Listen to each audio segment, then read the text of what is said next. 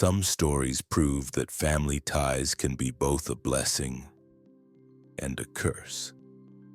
It all began years ago when a mother sold her small apartment.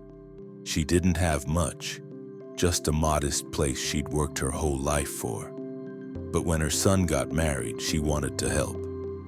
So she sold her home and gave the money to her son and his new wife to help them start a life together.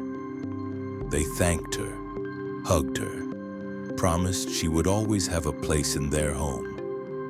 And for a while it was true. She moved in with them, a quiet, kind woman who helped around the house, cooked, watched their daughter grow. But time changes everything.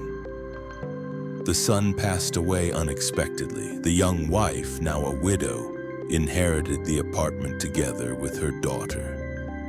The old woman, her late husband's mother, stayed living there. Years later, the widow met someone new. They married, and soon another man moved into the apartment. And that's when the problems began. The new husband didn't want to share the home with his wife's former mother-in-law. He said she had no right to be there, that it wasn't her home anymore. So the woman who once called her mom filed a lawsuit, demanding to evict her from the apartment. In court, the old woman didn't argue much. She said quietly, "I sold my apartment and gave the money to my son and her. I have nowhere else to go." Her former daughter-in-law stood firm. She said, "It's my home now. My husband and I need our own life. She has to leave." The judge listened. The daughter, now grown, sat silently in the back, torn between the two women she loved.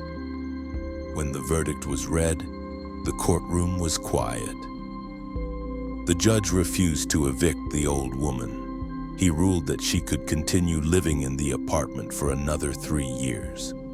It wasn't victory or defeat, just time. Time for her to find a new place. Time for the family to learn how to let go without hate. Because in the end, even when blood fades and papers divide us, a promise once made still carries weight.